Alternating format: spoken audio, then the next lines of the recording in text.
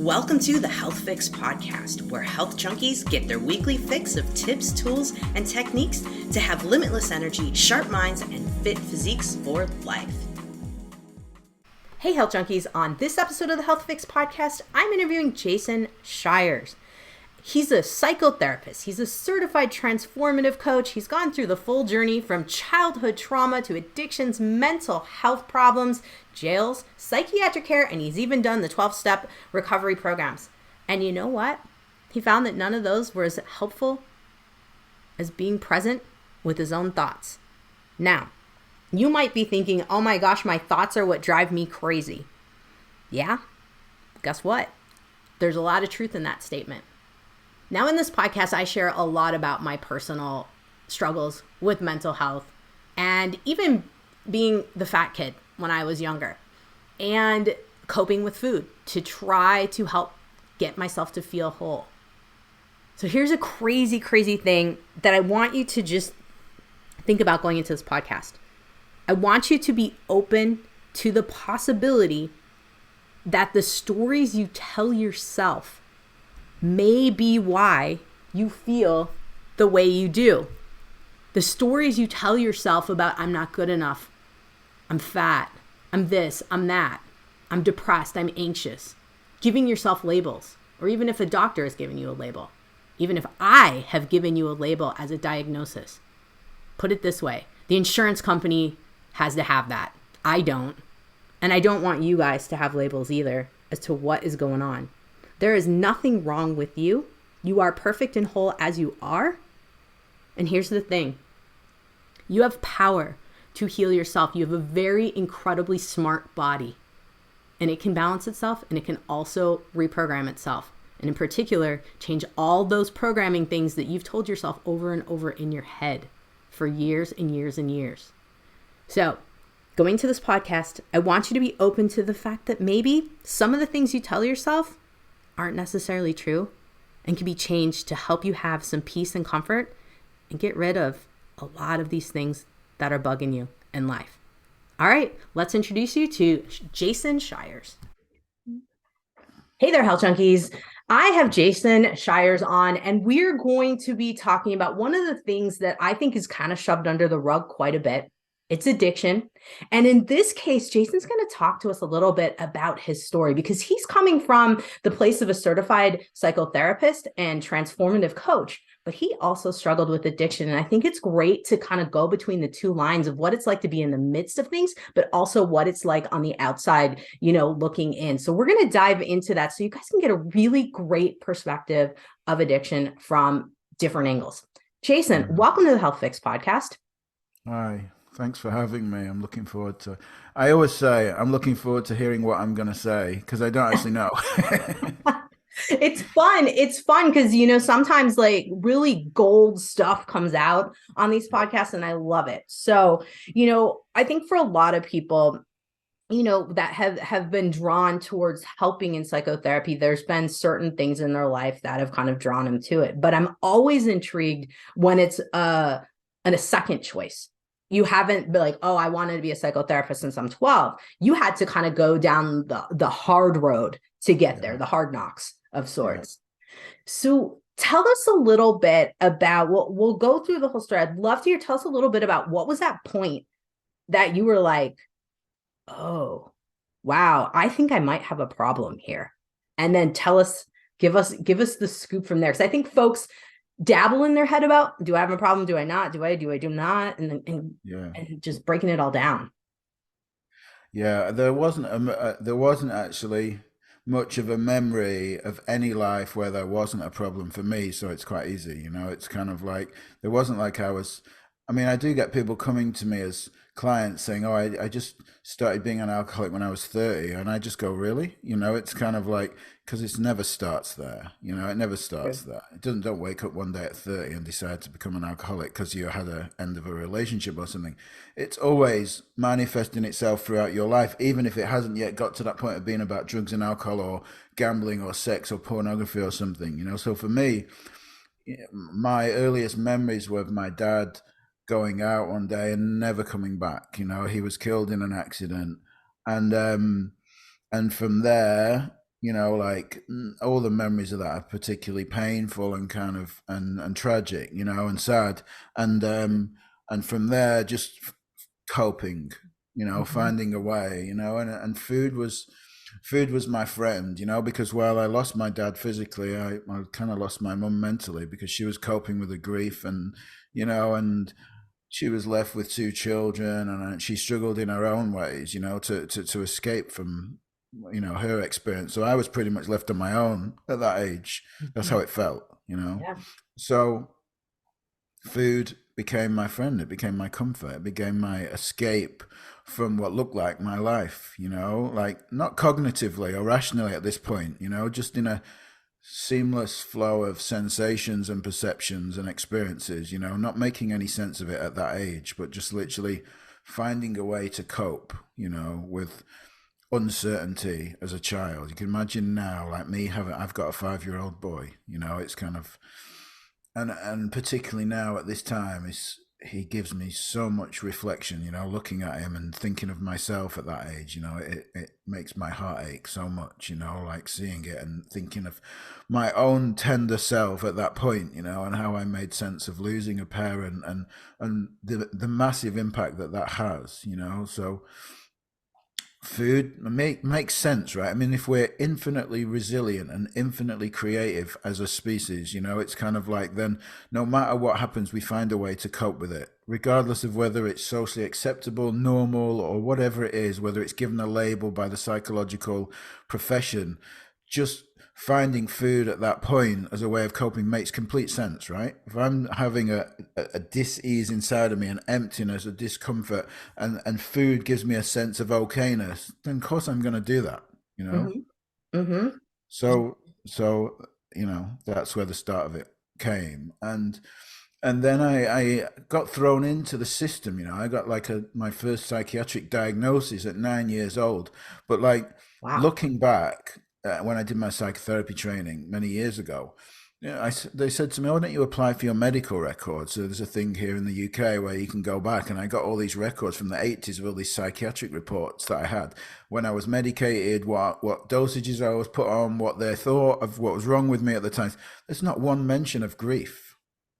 Really? There's not one mention of grief.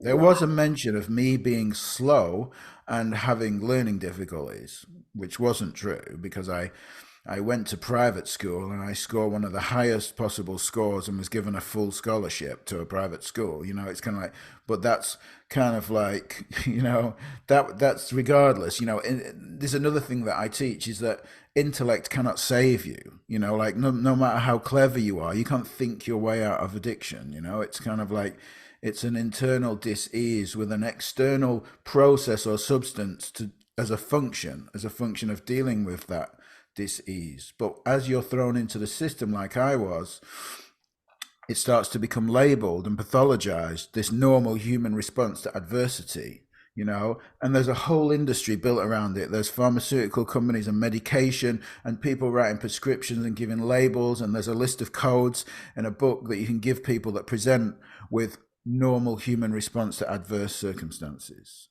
you That's know. That's a huge point you make about normal responses. It's almost like we have that system now that has that we have to label it, which drives me Yeah, nutty. Why do we have to give a label to anything? You yeah, know, and normal responses, we haven't normalized it. It's almost as if we're trying to create a bunch of robots who should be happy and and content with everything. And if we're not, then there's something wrong. And yeah, you've even, you've hit that on the point. And it sounds like in the 80s, I'm in my 40s now. Sounds like we're kind of in the same age range there. yeah, I find that a lot of folks in our age range were kind of labeled very similarly, and mm, had that kind of quick judgment, let's put it that way, by someone. So yeah. wow, okay. At 9 years old, already given a diagnosis, were you already on medication at 9? Yeah, I was put on medication then. Yeah. Wow. Yeah. Wow. I didn't actually know that until 10, 20 years ago when I got all the reports. I didn't remember that, but I do remember a block of my life being missing around that age, that I just can't remember. And I thought, I wonder if that was down to the whatever they used as medication, not so much the SSRI type stuff that they do these days. I think antidepressants were perhaps different at that time. Yeah. Yeah. But Wow. like the labeling stuff, it's funny, isn't it? Because you know, it, we go to these professionals with this symptoms of normal adversity. Here's what happened, and here's what I'm experiencing. And they go, "How long have you been doing it for? How intense is it? Oh yeah, you've got this, right? Whatever the label is." But then you go away and you start saying, "Well, I do these behaviors because of the label, what I've been given." Yeah. Right? But the label was only ever the explanation for the behavior. It was never the cause. It's like, but we really walk around thinking that the label is the cause, but it was never the cause in the first place. It was only a subjective opinion based on someone's personal thought about what it is I'm presenting with. There's no medical evidence to support the label that I'm given. So how could it ever be the cause? Oh, that is, I can't say enough about that statement you just made, because I feel like I see that every day when I've got patients coming in to my office. It's, Yeah. I have depression, therefore I am a depressed person. And then the whole identity just Yeah. becomes this diagnosis, whether Yeah. it's that, whether it's chronic pain, whether it's whatever it may be, but Yeah. no mention of the real cause. Wow. Yeah. Good Yeah. stuff here. Good stuff here, guys. I hope you're listening to this and maybe rewind it and come back again, because this is a big deal. You need to hear this. This is nothing you're going to hear in the conventional medicine world, that's for sure. Yeah. I mean, I guess what I do see for diagnosis is that it's a label of where we are. It's not necessarily who we are. I Yes. like that. It's kind of like there are times when we have struggling experience. And it's like it's where we are. And my story, as I get into it a bit further, is really about the discovery of true nature. Like who we are really. Beyond the labels, beyond the symptoms, beyond the presenting behaviors.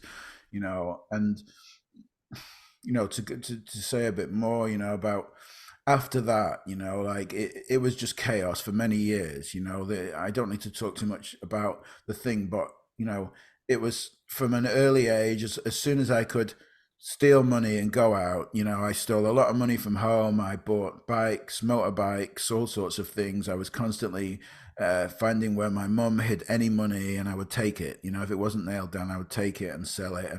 And the home life was chaotic and sort of I don't think my mum had a clue what to do with me, and I found drugs as a very early teenager, and heroin was the first drug that I took. Don't know how or why. Many people have a progressive journey. I didn't. I was just in that way.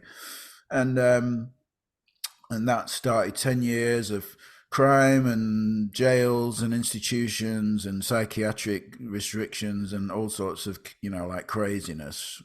Wow. Um, and I was banned from home. I didn't go home. I lived in homeless hostels or people's cars or sofas or anything, and I lost connection with everyone, because I wasn't safe to be around, because I just took anything that I could, because I was just desperate for drugs, and at the end I was stealing joints of meat out of supermarkets, just trying to get enough to buy a little bit of drugs to feel okay. But I knew it was like I was sick and tired. I was really sort of couldn't continue in this way. And I went into rehab because that was all that anybody knew. It was a 12-step rehab at the time. And I went in like completely oblivious, and I just believed everything I was told. Oh, you're an addict. You've got this thing called the disease of addiction, and you can't ever drink or use drugs again. But one day at a time, you can recover, and you can be okay as long as you do these processes. It's like, so I spent the next 22 years, going to meetings saying I'm an addict. It's kind of like, but never really achieving a sense of peace internally. And there were many times that I identified with multiple fellowships. You know, I went to OA for my eating because as soon as I put down the drugs, the eating that I'd used as a comfort as a kid came back, you know. So I was in rehab. They put me on, as an example, they put me on lunch duty, and there was a lift between the basement where the kitchen was and the first floor where the dining room was. And I would eat as much food as I could between the lift, get the door closing in the basement and opening at the top. And I was, and on the way back down when I was clearing the food, I would see what people would be leaving as I was eating because I was going to eat it, you know. And it's like, and I'd hoard food and I'd eat food out of bins and I'd do anything I could just to fill the feeling of emptiness that I had inside of me when you took the drugs away. Because the drugs, if you think about it, drugs are never the problem. We become fixated and focused on behavioral change and looking at the drugs and coping with the eating habits and so on, but they're just normal human response to adversity. If I've got an internal dis-ease and I use a substance or a process to help me cope with my internal dis-ease, that's a self-correcting body-mind system that I live in. You know, of course, it finds a way to release the chaos that's happening internally. You know, like the valve of a pressure cooker. You know, that's what it is. That's what the eating is. That's what the drugs are. They're the release of the valve of a pressure cooker. There's a misunderstanding going on internally. You know, it's like, but I'm creating a busy mind and an image of myself, you know, as a damaged trauma survivor, you know, in my own mind, and then I'm escaping from it. And that's kind of the process that's going on. So, you know, even in rehab, when I was back to the food, and then I was into toxic relationships and obsessions with the gym and everything, you know, backwards and forwards with all that process behavior stuff. But it was okay because I wasn't using drugs and I was going to meetings and everyone was telling me how well I was doing just by not taking drugs. I had no clue then, and my behavioral stuff is what drove me into becoming a psychotherapist, because I thought, oh, this addiction recovery thing is good. I'm not using drugs anymore, but my behavior is causing me problems, you know, not realizing that the whole thing was part of the same, you know, it was all part of the same internal dis-ease. So I started having a bit of psychotherapy, and I thought, I'm going to become a psychotherapist. That'll help me resolve everything. You know, it's like, obviously, if I learn to what it is these people are really doing rather than me going to them, you know, it's kind of like, then I'll be okay. I like the psychology behind that. Yeah. It's always that way. It's always the wounded healer, you know. It's always like people trying to Yeah. get something for themselves. I think almost everyone that I met was searching and seeking for something that was missing on the inside, you know, like um so like you know I got so many different qualifications and credentials because I would never find the happiness that I wanted in the training that I did. You know, it's kind of like I went through different thing after different thing after different thing, and you know, each time I would think, well, I don't feel any different. You know, I still feel the same. It's kind of like I could sit in the dark, you know, with anyone in their trauma, in their darkness.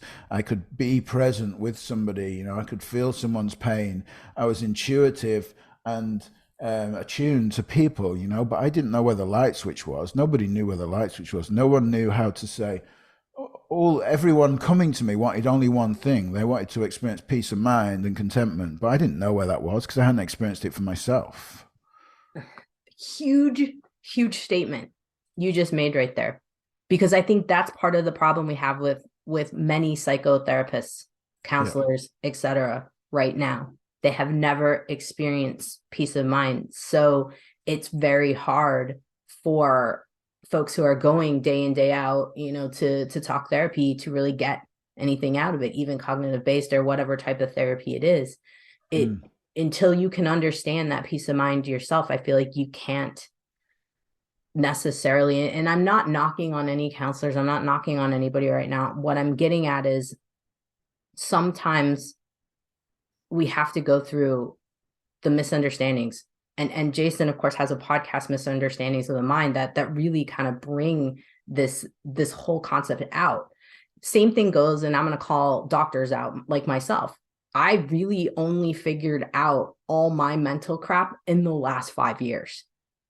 And I'll own it that I've probably messed up some folks because of my peacefulness that I've been finding in the last couple of years.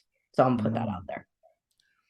That's beautiful because it's okay to be human, you know, and me too. You know, I'm definitely hold my hand up to being completely human. You know, even now, I say to my clients sometimes, yeah, I shouted at my kids the other day. You know, oh, God, how could what? You're a therapist and you help people and you still shout at your kids. You know, it's kind of like, yeah, I'm human too, and it's okay to be human. You know, we all have moments of being triggered and caught up in it. Yeah, the way that it doesn't happen so often and so on, but it's kind of like, but I just want to own that, like you, that real humanness of that. There's no, you know, enlightened lotus position sitting cross-legged with our palms up, thinking everything's all wonderful. You know, it's no one's excuse from the human experience. You know, Right. Right. um, yeah. So so the other thing about that was about the therapist was that a lot of my friends, because I was in recovery, it's like everyone seemed to think the only thing they could ever do was be a counselor or a therapist because they were in recovery, and they, oh yeah, it's easy to talk to people about addiction. That's all I've got to do. You know, it's kind of like, and the thing was, I knew them personally, like, so that they, on the front, you know, they were taking on clients and so on and stuff like that and working in treatment centers. But I knew them. I knew they were struggling. You know, I knew they weren't happy. You know, it's kind of like no one had really found real peace and happiness, you know. So, and I always was a endless truth seeker, you know. It's kind of like, so I never gave up at the qualifications, no matter how many I got. At some point, I kind of thought, you know, and I started doing other things. Like I did the Landmark Forum, I did the Hoffman process, I did these Vipassana silent meditations, you know, and it was like, and I did all of Tony Robbins' courses. I flew all over the world doing that because I was just seeking and seeking. I had this feeling that there was something, some experience of finding peace, you know, that I just had missed yet. And while there was part of me that knew, there was another part of me, I guess, cognitively that I was resigned. You know, I was kind of like had given up on ever being happy. I thought I am fucked, so to speak, you know, and it's like, and I'm never going to be happy, you know, and I'm going to be endlessly seeking relationships and having destructive relationships, and I'm going to be endlessly trying to lose weight. I mean, there's so many things happen for me. Like in these years, you know, I had 7 cosmetic surgeries, right? Trying to change the outside of my body to fix my internal happiness. Because I really had this eating disorder my whole life. Or I hate the word eating disorder. I don't like these labels, but it's just so people understand what I'm talking about.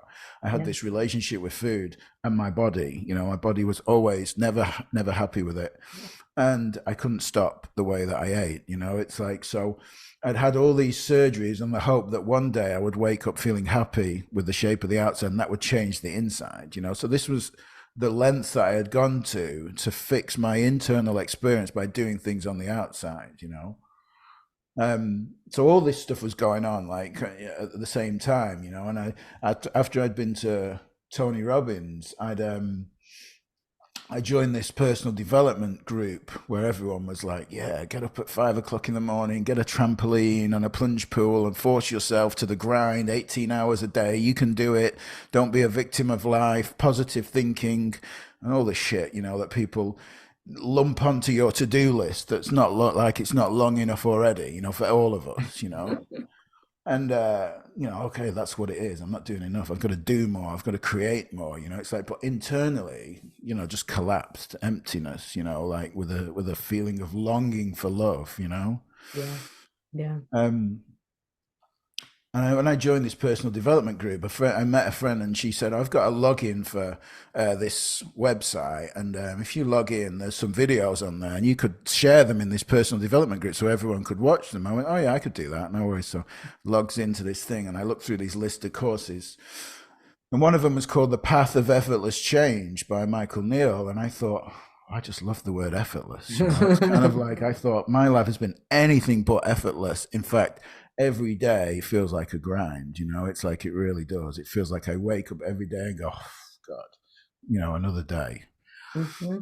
And it was just that name, The Path of Effortless Change. I thought, you know, this is the one. I've got to share. I didn't plan on watching it, by the way. I thought it'd be good for everyone else. You know, it's kind of like, and I'm going to, maybe I'll watch it one day, but this is the one anyway. So I'm kind of trying to rip off this video, and I can't rip it off. You know, I can't download it. I can't share it. I can't do anything with it. So I thought the only way I can share it with people is if I screen record it, you know. So I set up this laptop next to me with a screen screen recorder on, and it says you need the volume on so the microphone can hear the sound, like, and record the screen and the sound at the same time. So I find myself mesmerized, like only planning on to record this video of what this guy's saying, not knowing why, just feeling this sense of there's something he's saying, there's something he's speaking to in me that I really need to know more about. And so I didn't think any more of that at the time. I got the video, I shared it with people, you know, and I said, I really like this guy. And there was a year later, I was going to LA for this event, and I thought, I remember that guy, Michael Neal, he lives in LA, you know. So I looked on his website, and he's got this event on the times when I'm there in LA, you know, and I was just like, this is such a serendipitous experience going on here that I have to go, you know. And it was so expensive, but I didn't even have the money, and my friend gifted me the money, you know, to go. Yes. And I thought, wow, that's another thing.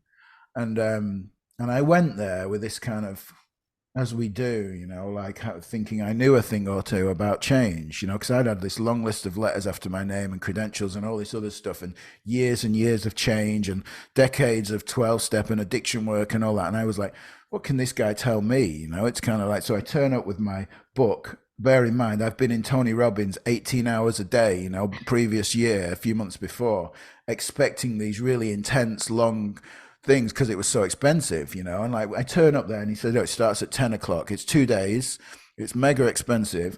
And when I turn up at 10 o'clock, he says, we're going to have 2 hours for lunch and we're going to have 2 half-an-hour breaks.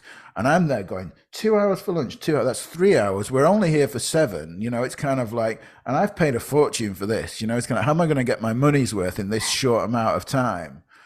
And so I've got my notebook out, and I'm getting angrier, you know, as it's like thinking, we haven't got much time for him to give me the information that I need to fix myself. You know, that's what was going on inside of me. And he said to me, and I always remember this, and I always talk to people about it. It's like, he noticed, you know, and he said to me, can you just be here? Oh, what a fucking gift is that, you know? Like, no one had ever said to me just to be present, you know? It's kind of like, he said to me, you don't need to remember you don't need to write anything down, because if I say something that's important to you, you'll remember it. You know, you don't have to write it down, you know? Wow. And you don't have to work out if this is like something you know, or if you've heard it before, or if it's different, or if it's like CBT or something else, you know? He said, all I'm asking you is just to be present and see what happens. Wow. You know, and for some reason that gifted me still feels like, I still feel the sadness of it, you know? It gifted me that ability just to switch off my own analytical head that had never really served me in finding peace of mind, you know, and allowed me just to listen, you know, just allow words just to drift into me, you know, and just for me to reflect on and consider. Because the only thing, because I knew so much cognitively and kind of theoretically, that everything comes in and we filter it and we go, pigeonhole, spit it out, you know. It's kind of like useful later, useful now, or not useful at all. That's the mind's function, right? It's kind of like, that's what it does. We're doing this a million times a second all the time with information, you know.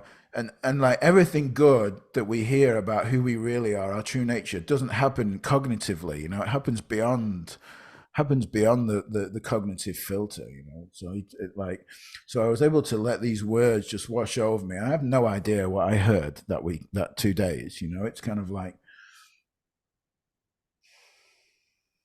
but yeah, after those 2 days, I went and sat down outside this Airbnb, and it was on a Friday afternoon in LA, and the sun was going down, and I was just sitting there feeling this sense of peace, you know. And I thought, wow, I don't know what's happened, you know. It's kind of like my life has changed in 2 days. And it was like, and my head always wants to play catch up, you know. It's going, well, you've not lost weight, haven't got a new relationship, you haven't got more money in the bank. It's kind of like, because these are all the areas that we think are going to make us happy, right? You know, It's kind of like, and it's like, in fact, nothing has happened.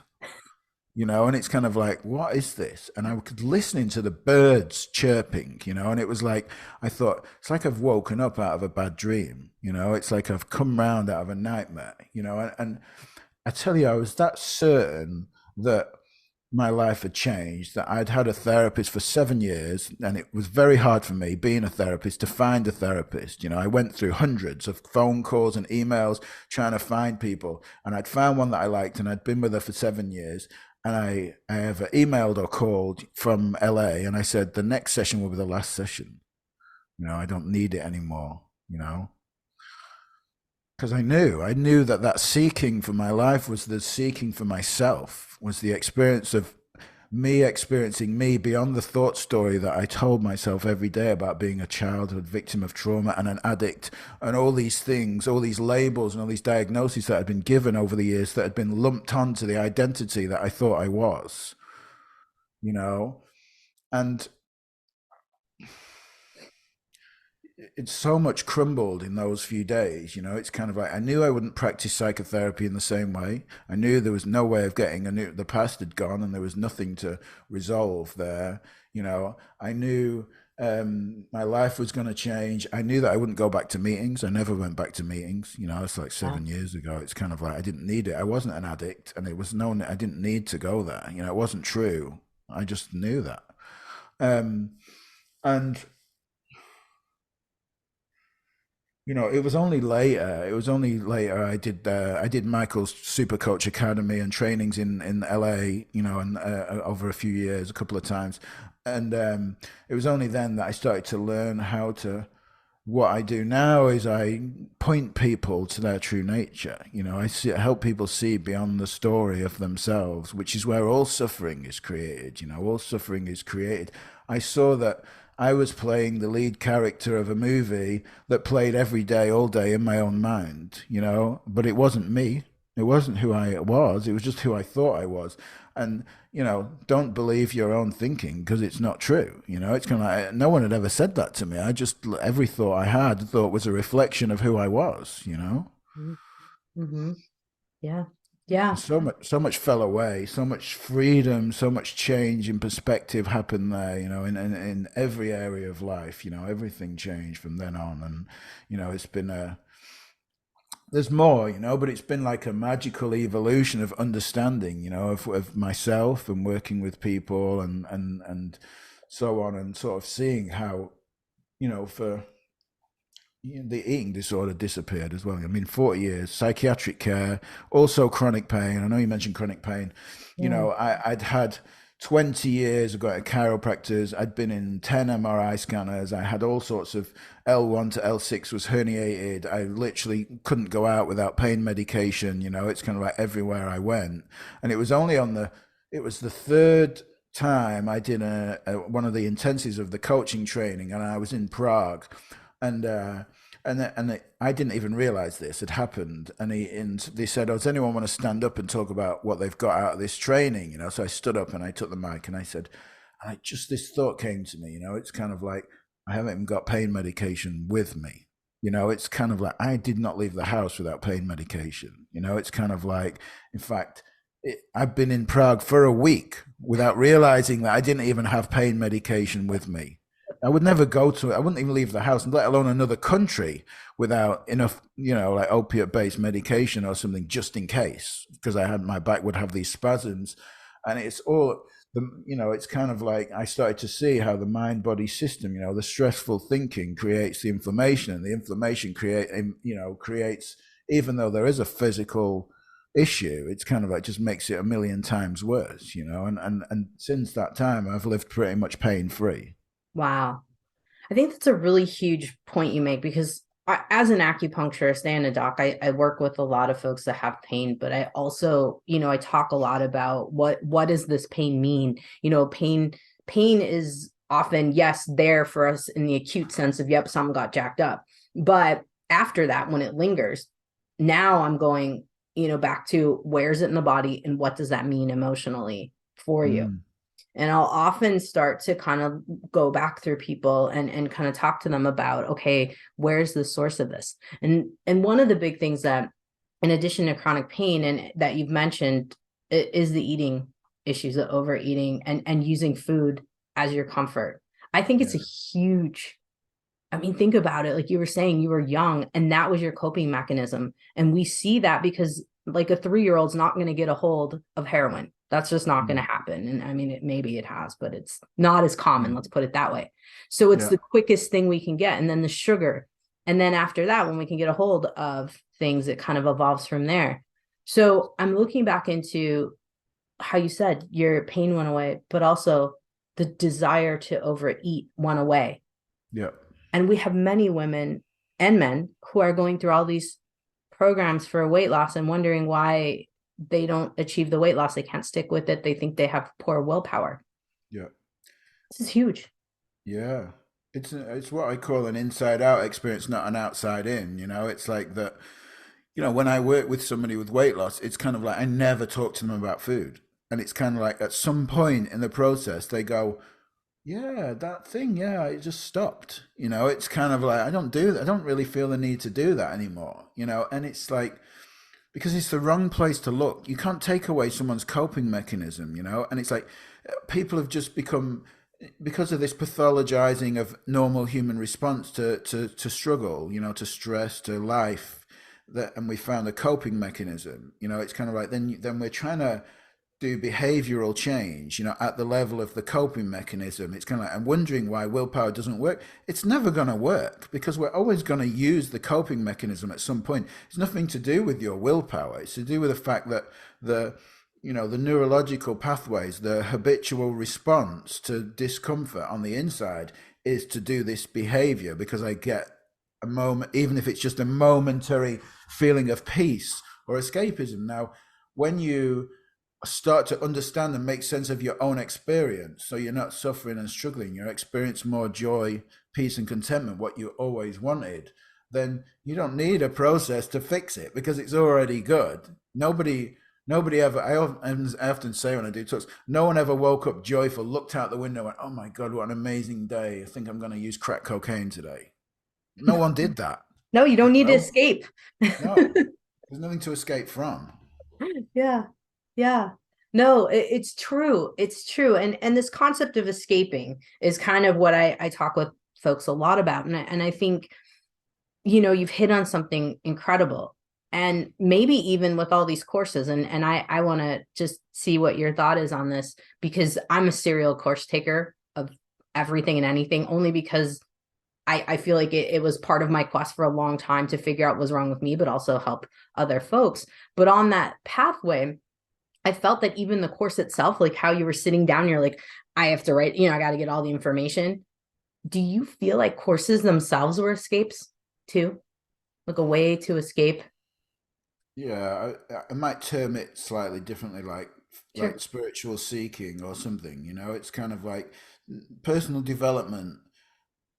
There's no self to develop to start with. You know, it's kind of the self is just a conceptual um, and theoretical idea through the lens of your thinking that you experience on a daily basis. You know, it's like Jason is a figment of my own imagination on and that's so easy to spot because today if I'm feeling good, Jason's great. He's doing great work in the world. He's helped so many people. If I'm feeling shit tomorrow, Jason's a piece of shit. You know, it's kind of like he's not good enough. He can never get anything right. He can't really help anyone.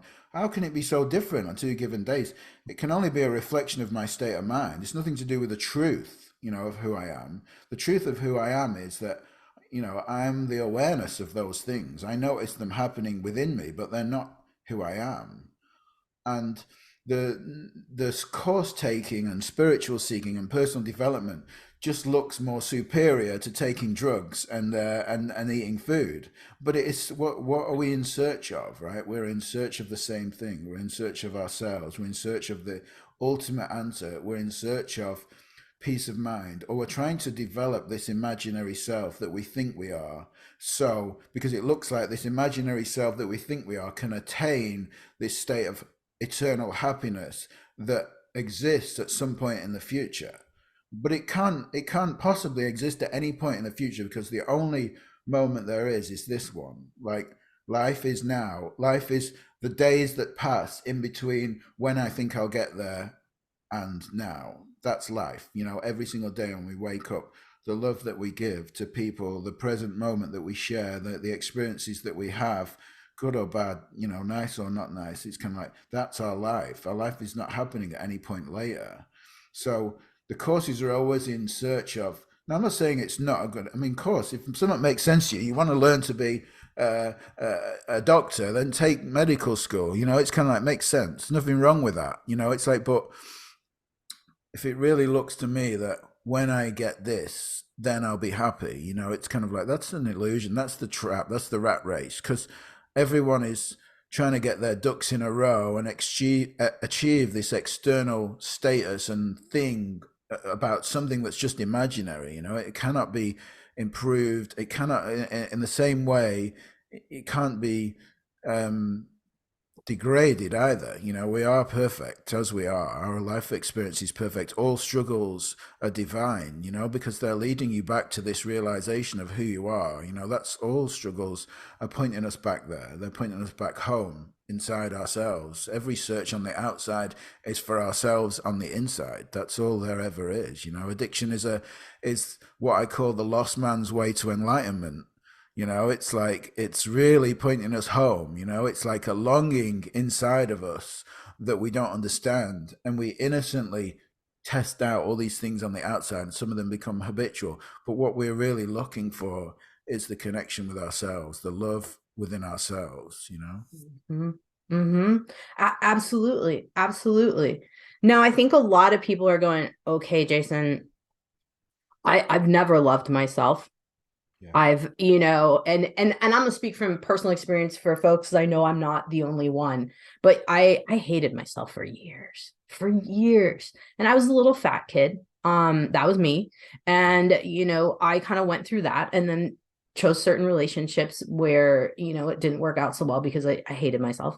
And so some folks might be thinking right now, like, okay, where do we even start with finding peace? Where do we even find this like enjoyment with myself when it's so hard to be with myself? What would you say to folks in this conundrum? See, what I share is not a technique or a way of fixing yourself, because you're not broken to start with. You know, nobody's broken. You know, it's like all this experience. Like, how can you? One of the chapters in my book is called "Why You Are Beautiful and You Don't Know It."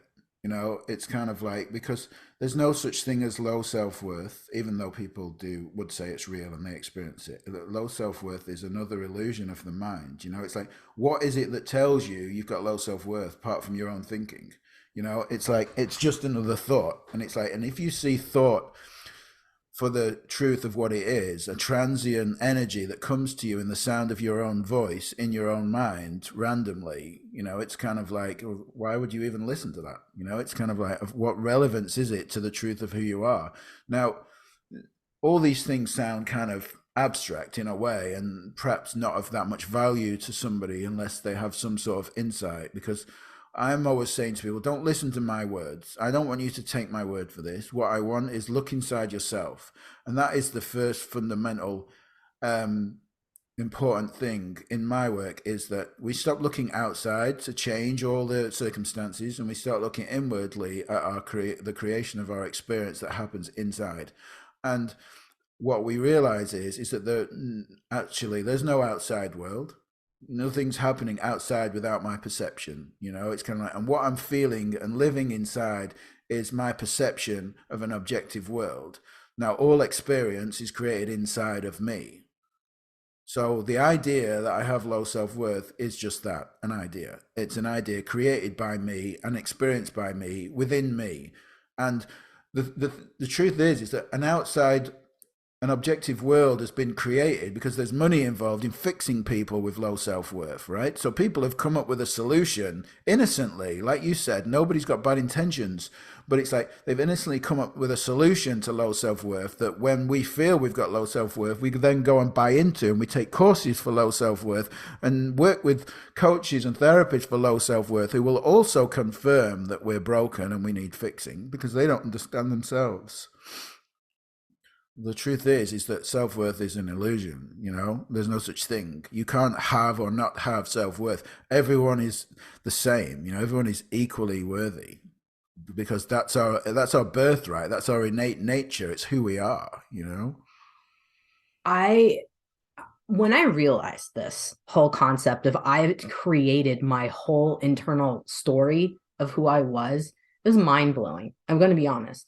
And folks who are listening, you guys, it takes a bit, right? You got to kind of look in and be like, is this true about me? How can this be true? And there's different books that tell you the different questions to ask yourself if you really need something to ask yourself. But really, it's crazy how the medical system has almost manipulated us to stay sick, to stay addicted, to stay in certain manners, and well-intentioned people, but the system just twisted us to kind of further support that the stories that you tell yourself. Let's go with that. The stories that you tell yourself, the system's like, great, let's label it and give you a diagnosis and medication with it. Create the problem and the solution. Exactly. That's man's infinite creativity, right? I mean, Thomas Insel, I don't know if you know Dr. Thomas Insel. He was the head of the National Institute for Mental Health for like 15 years. There was a quote that he made. He said, like, all other areas of science and the medical field have progressed massively over the last 20 years. He said, and in mental health, we've spent $20 billion and we have not even moved the needle. He said, and we're going to have to stop using labels because they're just fabrications of reality and there is no reality. That's one of the things that he said. Now, I say to people, don't take my word for it. If you need credentials, this guy's the top of the chain and he's even saying stuff like that. Yeah. There's many people saying stuff like Alan Francis was one of the creators, the task force on the DSM creation, and he's written a book called Saving Normal, and he's even said that it's a complete fabrication. The whole system, like, it's becoming more known now, that this stuff is not helpful, Yeah. No, the DSM guides, if you're listening, that is a book that's used, and I have like 4 because I gave up after 4, the 4th version of it, because I didn't want to look at it anymore because I just feel like, everything's a story. And it's a little hard to hear. And I know that a lot of people are probably listening to this right now and going, there's no way that my addiction is because of this, or there's no way that my eating issue is because of this. I'm not overweight because of this. And I know a lot of people are also going to be like, Doc, I have chronic pain because I had a motor vehicle accident 20 years ago. That's why I have pain. And sure, it's hard. It's a hard pill. It's a hard pill to swallow on this, literally. It is. And that's why I say, don't listen to my words. It's kind of like when you're listening to argue, to see why it's not right and stuff, that's like my moment where he said to me, can you just be present? It's kind of like, it's really just letting these words just drift over you. And when we decide something is not true, we don't consider it again. We've just decided it's not true. But when we just leave ourselves open to reflection, could it just be true? Don't listen to my words, but just consider for yourself. It's kind of like, is there anything interesting here in this conversation that could be relevant to me? Just consider, because none of us know what we don't know. And that's the truth, Right.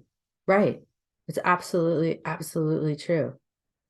I like to spend the experiment of, if I told myself all these other things about myself, where would I be today, for a second, and then go, okay, I probably could have created that reality too. But there's no point in going back, obviously, because I don't want to create any more discord in my brain on that. But it is huge. And I think one of the biggest things that I'm sure you find too is that we've lost this ability to have our power with our own mental and physical health. And it's because of the stories and because of all of this labeling.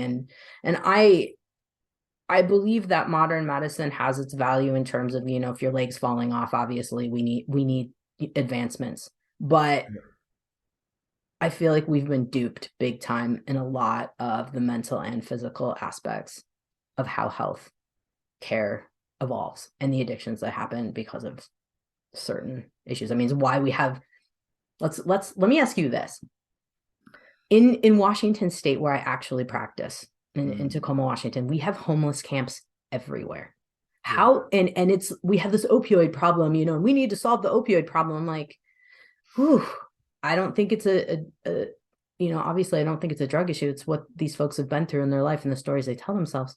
Do you guys have that sort of issue in the UK? A lot of homeless camps, things of that nature? We have like homeless shelters and stuff like that, where people who are homeless can perhaps get somewhere to stay. And sometimes at cold times of year, they set up ad hoc type of experiences to feed people, give them somewhere to stay for the night and things like that. Yeah, I mean, that sort of stuff. And I think in more recent years, people have become charities have set up, to try and support people and things like that. I don't know the numbers or anything, but yeah, there's a certain amount of that for homelessness for sure. Do you know of anyone that's working with homeless folks, addiction, that's actually talking about, hey, let's talk about your thoughts? No, I teach on a charity called A Slice of Happiness, and they originally started off going out to the homeless, but they now take people from the job centre, which is anyone that's kind of out of work that's looking, and they get referred into them, and they do like an 8 week course. It's like where and I do talk on there about the same stuff, and they have other people who talk about it, and it's just trying to break through the mainstream, because as you know, like, I'm trying to introduce this idea to people that their identity is wrapped up in what they teach. So, oh no, they're very invested in people being broken, and if anything challenges that, there's resistance to it, but they've done a great job in getting through that and actually being able to get people referred into it. So that's one that I know. I mean, there are certain services, people teach it in schools, and prisons too, and things like that. There's plenty of that going around. Good. I wanted folks to hear that, because here's what happens. I try really hard to not get shut down on Instagram and things I say, because unfortunately, folks, there's censorship out there. It's real. And whenever I say something contrary to the conventional thought process, there's a lot of thought around, how can everything that I thought was true be a fabrication? How can, and a lot of shame around that too, I would say. Yeah. How do you deal with folks and help folks with have a lot of shame around, oh my God, I believe my stories for so long and it put me in this place? No one cares what you know until they know that you care, and that's kind of the truth for sure. It's like that you can't I'm a bit perhaps maybe you seem similar to me in that, like, I don't mind dropping a few bombs. It's kind of like here and there if I'm with professionals and stuff. It's kind of like, but if I'm with a person or a group of people, it's like the first thing I do is listen and be present and let people feel my care and love, and my attempts to help before I try and gently point to stuff. And I think that the pointing has to be very gentle rather than kind of radical, because it's kind of like when you introduce a radical new idea to someone who's been suffering. Let's say somebody's had an addiction all their life, they come into your practice and you go, yeah, it's all just an illusion and a fabrication, and there's nothing wrong with you. It's kind of like the first thing they do is shut down. They don't want to talk to you. They don't want to like. But there's a gentle way. This is what I found over the years, because I was a bit of a steamroller or a sledgehammer, to start off with. It's like, and I noticed people were reacting badly to that. It's kind of like, so I had to refine my own pointing. What I call my pointer. Where I'm pointing to and how I'm pointing to it. So yeah, I like, it may trigger, like you said, people listening. It's like, and it's everything is divine. One thing I wanted to say when you were talking before was that all pain, all suffering, all struggles, you can never get enough of what you don't want. I love that saying. You can never get enough of what you don't want, because everything you don't want is pointing you somewhere else, right? Life is always pointing you back to yourself. And it's like we innocently try and find peace everywhere else. And it's like life keeps smacking us around the head and going, nope, not this way, not this way. Like, it's the same with chronic pain. It's the same with addiction. It's the same with struggling. It's the same with relationships. We're always being pointed back to our true self, to our true nature, to who we are. And it's like when we accept rather than resist life, we're always pointed back inwardly. And no one can force you to hear this stuff. You have to be open to hearing something new. Can you just open your mind that little bit, just to consider that there might be something here interesting. Just that much is enough for somebody to hear something of like you said, absolute mind-blowing value. Yeah, that's huge. That's huge. Just being open. So folks who are listening, I know that you probably listen to me say this stuff and go, and it took me, like, no joke, it took me 5 years to really accept the fact that I told myself a lot of stories that weren't true about myself. And it was a lot of work to really be like, okay, cool. How do I change it? And slowly but surely we're getting there. And so folks who are listening, you guys, Jason has a podcast where he talks all these things. And I saw that you bring on lots of folks in different realms to talk about what's going on. And so folks, I think the best thing, and this is kind of what I immersed myself in, is everybody, because like I said, I'm a serial course taker, everybody that's really helping you to understand literally the best topic of your podcast name, Misunderstandings of the Mind. Yeah. And how we've misunderstood, misinterpreted, confused in our head the stories that we tell ourselves.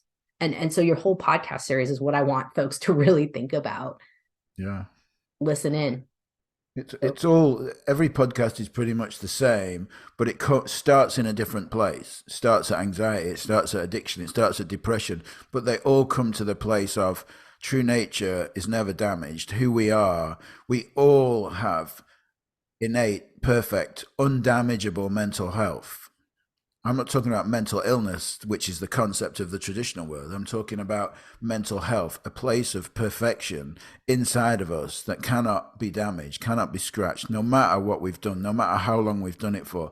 There's a place of absolute perfection inside of every single human being. And that's where they all end up, and that's what I love about it.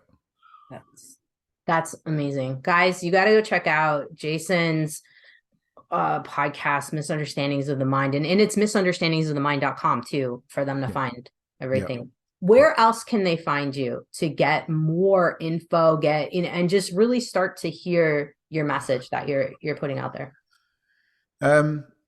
That's the best place, really, the podcast. If anyone wants to ask me anything, you can find my contact details on there. For anyone with addiction, I've got an addiction treatment program called the Infinite Recovery Project. It's on the infiniterecoveryproject.com, which is really treating addiction from the inside out. It's a model of health versus a model of illness. It's helping you see what's right with you versus fixing what's wrong with you. It's a completely different way. And there's some stuff on there about addiction that I've written worth a look, if anyone wants to read. And I'm always open, if anyone's really curious, I'm always open to speak to people.